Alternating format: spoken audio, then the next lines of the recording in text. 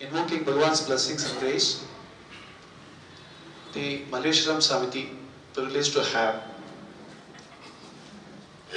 Smt.Kumudini Lakshman from Canada. She's from Bangalore, but she lives in Canada. Wish you a very warm welcome, ma'am. We are inviting you to the summit. In fact, we have been started satsang about 2 years back, and Swami has blessed with a lot of speakers from Puttaparthi and other places. And November 18th we had a satsang with Noshin. After that there was a slowdown, and some devotees asked, why sir there is no satsang only nowadays, last 2 months and nobody speaker and all. That day, last week they complained me, why you are not organizing anything. Then I saw our Dr. Sundar here. He was here, sir, can you spare your time with us next week? Can you share your experience with everyone? Then he said, no, my sister has come from Canada, then I'll ask her to speak. So that's how Swami also blessed today, after, while chanting the Sai Gayatri. So I think it's a warm welcome to you, ma'am. The small intro about ma'am is, she married to Mr. Lakshman on 29th June 1967 in the divine presence of Bhagwan Baba, and she moved to Saskatoon, Canada. And she have 3 boys married and settled, and have 3 grandchildren. All are in Swami's fold. And one of them is Balaka's teacher in Group 4. For Group 4, she has done her undergraduate degree in Natural Science in Bangalore. Then did B.Ed in University of, I can't spell it. Saskatchewan. Okay. Finished diploma in administration, have done diploma in education and human values from Thailand Institute in 2000, and I think that was certified. The certificate was given by blessed by Bhagwan in his divine presence in Prashanthi Nilayam. She has conducted many workshops for gurus on training and parenting workshops, summer Balvikas workshop for kids, and she's been teaching Saskatoon Public School for almost 15 years as a full-time volunteer, teaching only Sri Sai education in human values. She has been education coordinator and service coordinator in the Sai Center of Saskatoon. She's been teaching Balvikas for more than 25 years. I think that draws a big round of applause. That's human studies. Because today what you learn from, we have a lot of duty, not only taking all the blessings, grace from Swami all the time, being seen Swami, that we also have duty to pass it on to our next generation. It's more important. So she's been doing that for the last 25 years. And she's involved in spiritual wing, organizing many multi-faith forums. She loved to work with the children with arts and craft and training them for place. She says that she's been guided by Swami. That was evidence today. I kept that small token of love for Swami. No, Swami, please bless her today. I think she immediately acknowledged that means she has direct guidance from Swami. Thanking ma'am for joining with us. Without taking much time, I would request you to take on the stage. Pronounced our Swami, my mother, father, my guru, my friend, and one and all. And Sairam to all of you. I might get very emotional, but pardon me. This is the first place we started long ago in our house. My mother started Sai Center. It was not called a Sai Center, the 5 of us. Every Thursday we used to get together and do the prayers. And all we knew was to go to Swami. Going to Puttaparthi was everything for us. Nothing more. You might have heard a lot from Sundaresh and Ravi and everybody. But I'll give you my version. That's how we went on, and for us, Swami is the only one we know. Like, I was married in 1967. Even before that, I'll go back, in 1962, I was quite sick. That's when I experienced Swami's miracle first. Swami was with me and I was confident. 1960, I was very sick and I was in bed for almost more than a month. and they were going to operate and everything, and I was refusing. When I refused and I requested my parents, you believe in Swami, teenager's mind. You believe in Swami, so you take me to him. He will take care of me. My father said, you're not even able to sit down. How are we going to go? But we did make it. The way it happened, we went to Parthi. We didn't have a car. Going to Parthi was not easy in those days. When we went, we rented a car and we went, and then along with us, some more people were supposed to have come. We were going to share the car. At that time, those people, at 3 o'clock early morning when we were leaving, they said, they're not coming. Before we left, Sundaresh and Ravi and my sisters, Padmini and Annapurna, they were all crying. They wanted to go. My parents said, no, there's no room in the car, so we can't. Then we came back home. Our car is going empty anyway. Let's go. Let's go pick up the kids. So only Sundaresh and Ravi got to come with us. Lucky, 2 of them. Swami did see us that morning. He didn't talk to me a word. He didn't say a word to me, and he didn't even look at me, to be honest. And we said, and he told my parents to do their Upanayanam. Do the Upanayanam. Group Upanayanam was, mass Upanayanam was happening. He said, do the Upanayanam for the boys.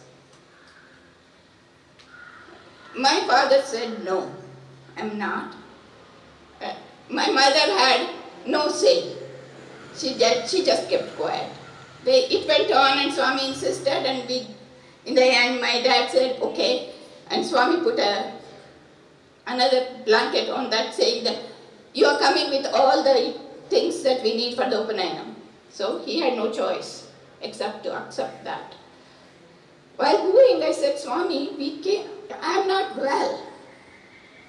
That's why we came. But he said, oh, that's okay. That's all the answer he gave us. That's okay. Anta sarpotin like. And when you come back for the Upanayanam, another tangent for that. Upanayanam, I'll give you something. So I had to wait 3 more months. I said, how is it going to happen? 3 more months. How am I going to suffer this 3 more months? To tell you, I haven't eaten any solid food for almost a month. I was on the intravenous. And nothing was staying, nothing was going. And we walked out of the interview room. My first sign was, I'm very hungry, I want to eat. My parents said, in this, Puttaparthi was not this way. There were only some restaurants which serve very, very hot and spicy food. We said, okay, that's fine. I'm very hungry, I need to eat. So I ate that spicy hot food. And we came back home. We came home. Doctors were not pleased with me. Were not going through the surgery. I said, no, I'm not going. Swami said, I'll be all right. But doctor said, no, we need to test it again. They wanted to test everything. All the tests were done. And when the tests were done, they said, we don't see anything wrong. He hasn't even talked to me. Swami hasn't talked to me, remember that. He didn't talk to me, he didn't say anything. Oh, you'll be okay. That's it. We came back. I was okay from then on. I had no problem. But still our minds, a human mind or whatever it is, we keep questioning. Swami says, I like people who question too. So he said, okay, fine. We went back for the Upanayanam. Boys' Upanayanam was fixed. We went back. We went back in a big bus because we had lots of relatives. So Swami said, bring as many as you want. I have no problem. We went with some relatives and we did that. Upanayanam was done. Swami hasn't seen me, hasn't given me anything. I said, what's this going on? You think I'm going to be all right? I'm already in the university and I missed my exams, so it doesn't matter. But he didn't give me, when my father insisted, Swami, you said you were going to see, you were going to, he said, oh, okay, and he just handed a vibhuti packet. I said, okay, that's it. So I got a vibhuti packet, this is what it is, and that's fine. We came home, and my health was perfect. I had no problem. Next, in 67, when we got married, the same thing was going on with my health was wonderful. I didn't know my husband, and he was not a believer. My dad asked him one question, do you mind if she worships Swami? Because a lot of girls had problems after marrying. Their other family members didn't, and it was a big thing in those days. So they said, he said, I don't care what she wants to do. He was a scientist, and he said, I don't care. We went to see Swami with him. At that time, Swami did play a trick. He didn't want to see us for a while, but he did see after 3 days before the wedding, and he saw, and he blessed him, and he said, he's a wonderful man. Don't worry, he told my parents, don't worry, he's a wonderful man. And things went on. And Swami did come to our wedding and blessed us, and everything went smooth. Now comes, he has to leave. He was going right away. He left. He wanted to stay back. He said, Swami said, no, you're not staying, you're going. It was just 5 days after the wedding, he left. And time goes by, time went by. I had to process my visa, all papers, and it went by. Now I had to go see Swami before I left. When I asked, he said, let me go see, let's go, we went to Puttaparthi. Myself, my mom, and my dad, 3 of us went. This was just before Dasara we went. Swami was very busy arranging for the Dasara Yajna. When we did that, he didn't see us again. He never saw, he never talked. He knew. He talked to my dad, oh, when did you come? What's samacharam? All these kind of questions, unnecessary questions which was not needed, but he was making a small conversation, but it's fine. In the end, my dad was very upset, and he got hold, my dad had very freedom with Swami. He used to talk to him as if he was his own classmate or own friend. He never hesitated to say what he meant. He said, Swami, how can you do this to me? I'm sending my daughter so far alone, and how can you do this to me? Swami called him Pichivada. You know what it means, right? Madman, don't you know have any sense? You married her and now she wants to go to her husband and you say no? He told him. And then he said, okay, I'll see them. Ask them to come to dining room. We had an opportunity to go to dining room in those days. And when Swami was eating, we went to dining room. At that time, Swami blessed. And he told, I am coming with you. Yeah, Swami will come with you. Yes. See, we are still testing him, or he is testing us, whichever way it is. I'm coming with you. Don't worry. And he told my mom, I'm coming with you. And my favorite deity is Ganesha. He gave me a container full of vibhuti. And he said, oh, you love Ganesha. And he closed his hands on that. And he said, there was a Ganesha image. I still have it with me. And he gave it to me and then said, I'm coming with you. Nothing, you go. And he told my mom, nothing to worry, I'm going with her. You don't have to worry. My mom was not worried at all. My dad was more worried. That was surprising. But anyway, we came home. I'm a teenager still, and then I'm testing. Is Swami really going to come with me? It must be joking. We expect him to come in his form. We didn't expect any other form. When he did that, I flew all over.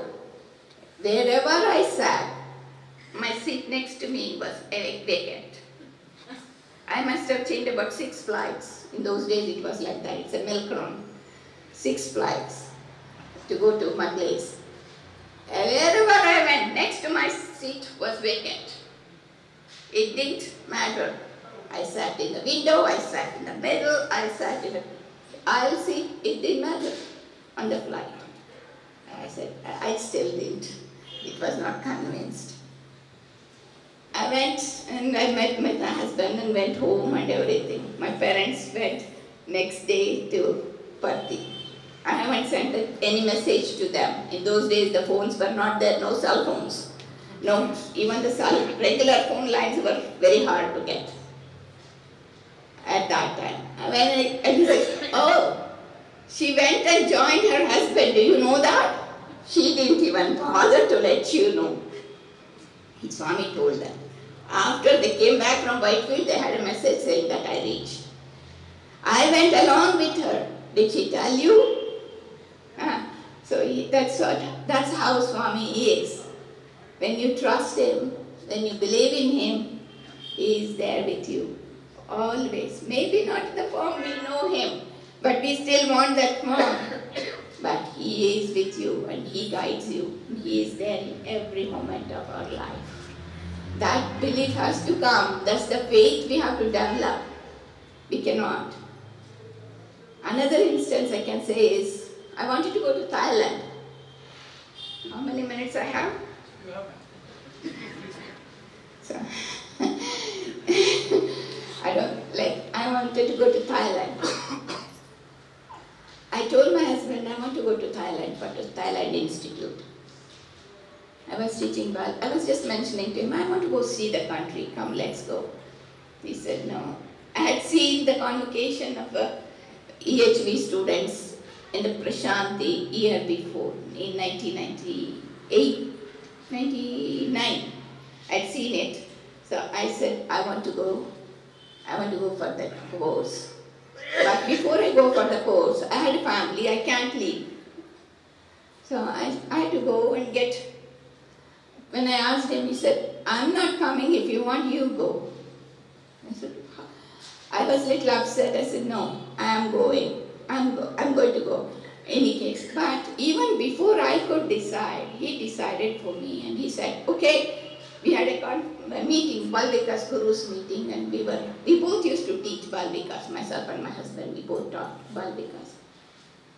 And he told everybody she's not teaching this session because she's going to Thailand. And it was a shocking news for me. I said, what is it? We made the application and everything, I sent it out and I came to Parthi. Parthi, I came and then I hadn't heard from them, from Thailand Institute. It's very hard to get, it's an international institute and it's all over the world they come, students come. So, and they take only 20 students. They want commitment from the students that they will use what they learn. That's another commitment they want. But at that time, I had no seat announcements. I'm giving a letter to Swami. Swami, I haven't heard from them. Am I going there because my ticket is booked through there? Stupid things. Am I going there or am I just making myself foolish? But first day when I gave the letter, I wrote a letter saying that Swami, I haven't heard what's the plan, what's this, and I want to go for that course. He didn't accept my letter. I was a little disappointed and I said, next, I changed my letter. I changed this time. Swami, I had B.Ed degree. I had B.Ed along with my bachelor's from here. And I said, Swami, I promise you I'll not apply for a job. I will always serve the needy ones. So I promise you that. Next moment, the next darshan, he took my letter. And that evening I get a call from my husband, you have been accepted to that school. That's a 3 months course, I had to stay there in the residential course that was. And I said, now, temptation, right? I'm going. Anyway, I said, no, I'm going. He has given me permission, I'm going. I said, fine. I went there. I finished the course, three months course, with Swami's grace. That year, I came back and I went to volunteer in a school. I went to ask them, I'm going to volunteer, can I help you out in any way? This is like a slum area school. We call them community schools, where the children are, background is broken families, single parents, and from they call it First Nations there, which are the tribal people or whatever. Like Red Indians they call it before, right? So they are those kids, they're very poor background. I said, I will work with them. First I have to get to know them. They won't accept you, anybody and everyone. I said, I will work in the library, but the principal called me and I made a presentation saying, I would like to teach in the classroom, can I? It's not that easy to get into the public school system. He said, okay, give me all your credentials and everything, I'll go through it. He said, and it's already November. It's already November, and my plan in November is to come to Parthi. For Swami's birthday, I want to be in Parthi. And I said, okay. By this time, my kids were grown up, and they were already on their own. And so I said, well, now it's my free time. I said, fine. I booked my tickets and everything, and I go and see the principal wanted me to talk to me. And he said, Superintendent, I already approved your teaching. You start tomorrow. I said, no, I'll come back and start. He says, no, tomorrow means tomorrow. I have only 1 week to stay there. He said, no, you're teaching this class, this class, this class. I used to teach almost 6 hours a day. Just human values, nothing but human values. I said, okay, this is something Swami said. And I said, I'm going to be for 6 weeks. They said, no problem. We'll take care. You come back and teach us again. So I taught for that 1 week. How much can I teach in 1 week? It didn't matter. So anyway, we started. Before his birthday, we started the classes, came back. That's when our graduation was happening. Swami's their hands. That's the main. My idea was more than going Thailand and all. I wanted to get a certificate from him. That was the main idea. I said, that's the important thing. And so that way, it was very nice. We had a very good group. We all got the certificates through. That's the year Swami declared Human Values Day. On the 20th of November was declared a Human Values Day. So he had declared when we all graduated, that's the year he declared. That was good. We were very happy and things went on very well. And I taught in the school for 15 years. There was more demand, but I had no energy to split myself. I had to do one work. That's my thing is, why I'm saying it is, when you promise something to Swami, keep that up. Don't think we can get away with it. He won't allow us to. He will make sure we do that work. When you say, I will do it, better do that. Anything we do it.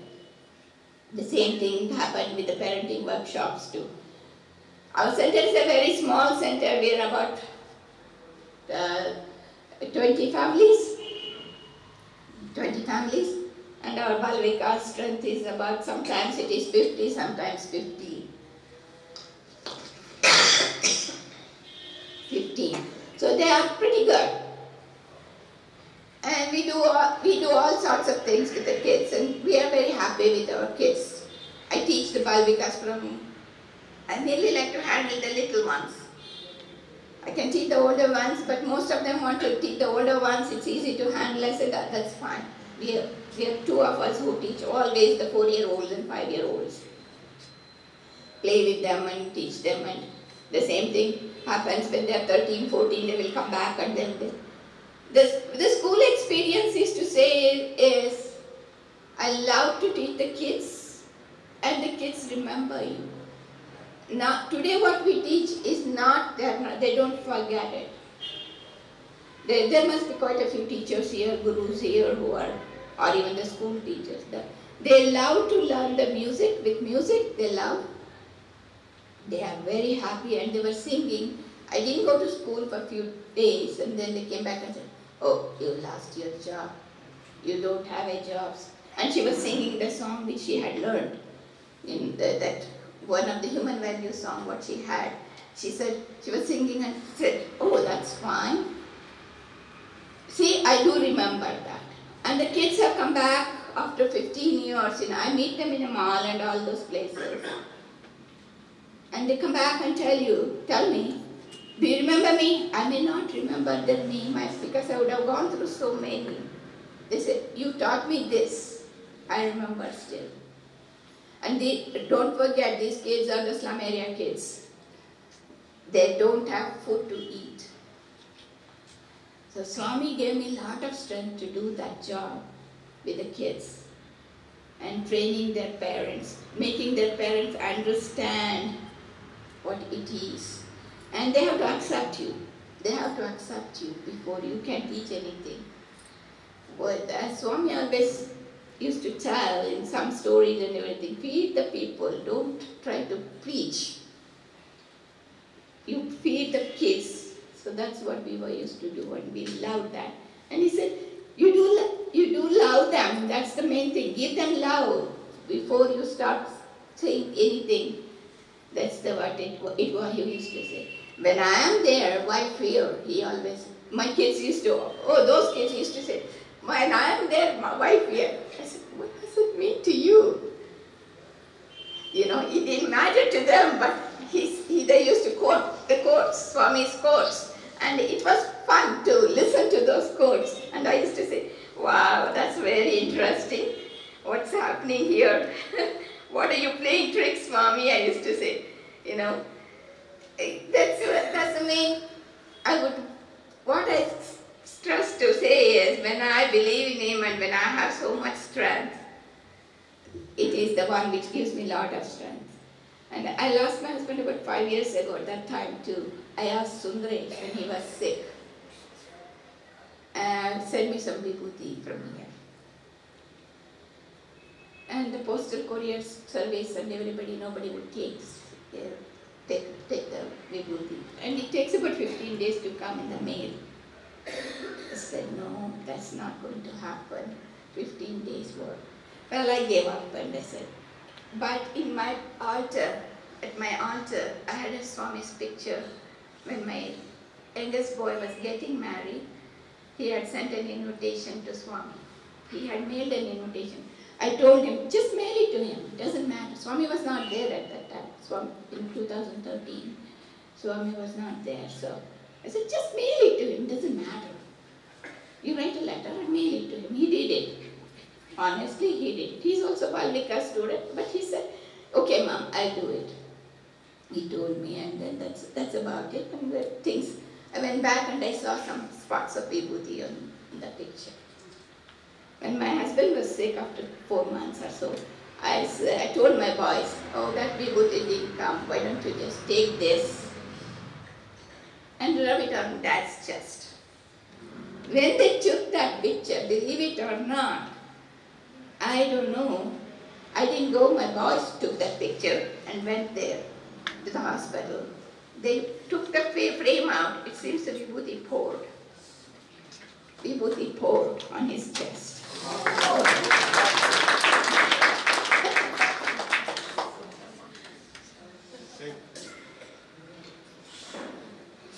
So vibhuti poured. We thought it's a turnover. But it's a turnover for the good, for him, not for us. So, and boys came and told me, Mom, vibhuti poured. I told the convince the boys, don't worry, Daddy will be all right, we'll bring him home. But it turned the other way within an hour or so, but that's the way Swami works. He doesn't need to be in his form, he tells me, but I still want his form. I won't give up that any day. But that's how it is. So every moment, even when I have to do any work, even when I put even today, my sister asked me, have you written down what you're going to talk? I said, no, Swami is talking, I'm not. Let him do what he wants, I said, I don't have any clue of what I have to say, what he wants me to say. He is going to do it. Even my lessons, everything, I leave it to him. Today I have to teach this. So what am I supposed to do? You can take care of it. Put it in his feet, and then he will take care, and he will definitely protect us. And he will be there guarding everything to us too. As it says, as you have sought my protection, I give you a pledge that I would cross even beyond 7 seas to help you. It is so true. It is so true. In my case at least, I know it is very true, and I believe in it. And it's been a very great pleasure seeing you all, and it brings me back a lot of memories for me. Thank you very much.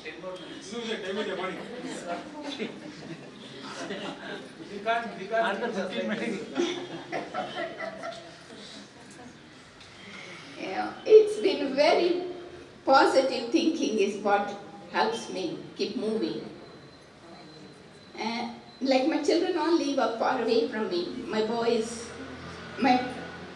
second boy, he's a lawyer, and he teaches Group 4 Bal Vikas. He teaches Group 4 Bal Vikas, and then he's very much into, whole family is into the Sai fold. My daughter-in-law, she's the education coordinator, and the boys, the boy and the girl both go to Bal Vikas, and they're all involved in it, and very happy to be. They live in Vancouver, and I live by myself. My activity is with Sai Group. I consider Sai Group as my family, and Sai Group is my Bal Vikas kids are my kids. Somebody asked me before I had grandkids, who are your kids? Where are your grandkids? I said, I have 260. Those were my school kids. When you give love to anybody, they give you back that in 100 folds. Those are the Swami's words. I'm not saying, you come one step, I will take 100 steps towards you. And you shed one tear towards with compassion, and I will wipe your tears so much, he will tell you so. It is been going on. And again, another time when I was sick in 90s, I was quite sick at that time too. And then at that time, I had the medicine sitting on my dresser. Take the medicine. I said, no, I don't want to take that medicine. I don't know what to do. And Swami came in my dream and told me, you have the medicine sitting there. My husband was traveling and he was not there. I said, I don't want to take that medicine, forget it. And he told me, take that medicine. Why you bought the medicine from the store? Take the medicine. I said, no, Swami, I don't want it. I was fighting. He said, no, Swami. And then he called. I don't know where it was some retreat. We have once a year retreat in Canada. So, and then he called somebody, bring some banana. That was one fruit I always loved, was a banana. And he put the medicine in that banana and gave it to me. And these were, and I said, I told my husband, this is what happened. So I had to get up next morning and I had to take the medicine. He said, no, I told you to take it. And he made sure I took the medicine and I took care of, these are the things. And my grandson tells me, Nanama, Swami is not gone. Swami is everywhere. When Swami passed away, he was only 9 years old. It's for 2013. He was about 8 or 9 years old. And he said, Nanama, don't cry. Swami is not gone. He's still with us. He's watching us from over the top. He's not by the side of you or by by this side or by that side. He's watching from the top. Don't cry. But he was trying to wipe my tears. And kids know a lot more than what we give credit to. And then we need to have this faith, make the kids develop that faith. When we teach the kids, that's what main important is. It doesn't matter whom you believe. I cannot talk about any God in the school. I cannot talk a word about God. I cannot say Swami's name either. I cannot. And the system is like that. And I have to say, I said, well, I don't care whom you believe. Who is your angel? Isn't your mother an angel? So kids get that idea. Mother is an angel. Mother, whoever helps you is your, develop that faith. Whoever helps me, I will have them as my angel. Or even, they have all believe in spirits. So you can call them spirits or anything. The school systems and those things are very strict. You cannot say a word God. So you have to teach in that kind of system, and you cannot. The school kids used to ask me about stories about Swami. Oh, you say something, right? And one girl did come and tell me, I saw a man. She had seen in my book, Swami's picture. I saw a man with that hair. He was there with you in a classroom. I said, come on, give me a break. You must be imagining. I didn't want to tell that girl. I said, oh, yeah, okay. And then they used to ask me if I didn't put the vibhuti and go, where is that white powder? Today you don't have a white powder, that's why we are making noise. And when you did the silent sitting, they always used to say, why should I concentrate on something? I said, no, you don't. And then they were always curious about why I put the bindi on. I always put the bindi on. I said, why do you put the bindi on? If a little one asked me, I said, so that you can look at me and listen to what I am saying. And then otherwise, they would say, no, nothing. So, it is mine. You can concentrate on what I'm saying. You can look into my eyes. Then you can get it better. So, these are especially to teach the kids, silent sitting is one of my best things I do with the kids. Instead of, silent sitting is, I cannot use the word meditation.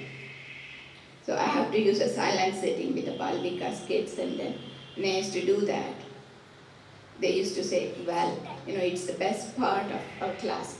I used to train the kids for plays, and the kids used to come before they went on the stage.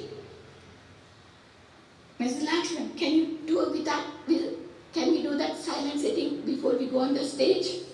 I said, well, kids they got strength, whichever the strength. But one thing is certain, if we don't practice, we cannot. If we don't practice, even if we teach them, they're not getting a single word of what we are saying. I have to try that too. If I didn't do it and try to go and tell them what silent sitting, or if I wanted to do silent sitting, it's not going to work. It doesn't work at all. So you better practice whatever Swami says. That's what it says is, Swami says, practice what I teach you. Otherwise, it's not going to help. I think I'm going to conclude with this. Swami says, he provides a prescription for leading a more purposeful and moral life. We need to keep that. Whatever he has told us in every way, it is that. And we need to follow his example in every way. We are not going to say what it is. Whether it is spiritual or service or education.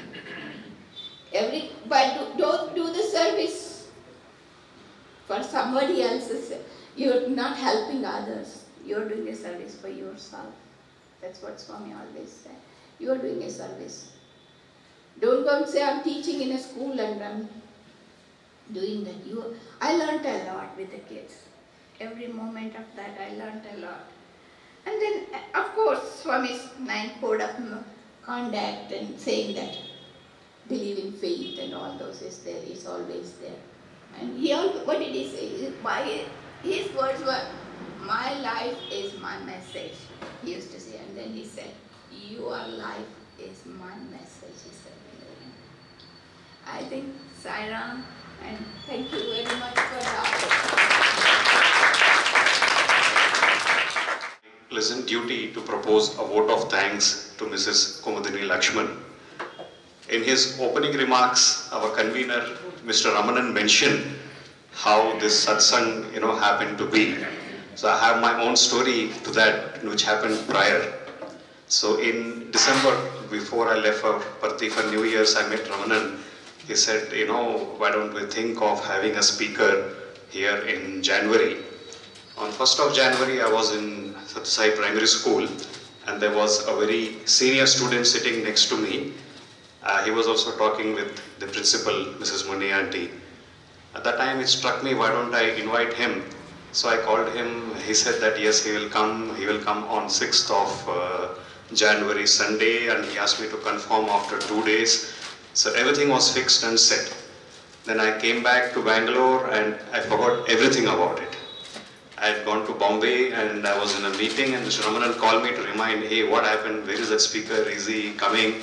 I didn't lift the call because I was in a meeting, and I completely forgot about it, that I had invited him for 6th of January. And for some reason I had in mind that it was today, 13th. So 2 days back, very nonchalantly, I called him and I said, hey brother, you're coming to our Samiti on 13th, isn't it? He was totally flabbergasted. He said, you were supposed to call me on 6th, but I didn't receive any call from you, so I've changed my plans. So I felt very bad, this is Swami's work, Samiti work, and how could I have completely forgotten about it? And I called Mr. Ramanan, and he said, don't worry, we have arranged a speaker. And today we were treated to a wonderful satsang by Mrs. Kumudini Lakshman. It just shows that these satsangs, which are part of Sai Bhagavatam, are not arranged by any one of us in the Samiti, but it is arranged by him. The reason why the Samiti exists, he alone is the cause, he alone makes it happen. And as he abundantly showed us today, 2 times the flowers fell. First when during, the Sai Gayatri, and again when Madam was speaking about the shower of Vibhuti. I'm sure Swami also must be feeling very nostalgic, he being in Malleshwaram and you also being in Malleshwaram, Madam. I think he must have taken him also back in his memory of what happened in those days. So it was fantastic that you were here and you were able to take time out and speak to us. Your speech was very heartfelt and it touched us all. Thank you, ma'am, for coming and speaking with us. I now request our State Radio Sai Coordinator, Mrs. Vijayshri Santosh, to kindly hand over a token of our love and affection to Mrs. Kumudini Lakshman.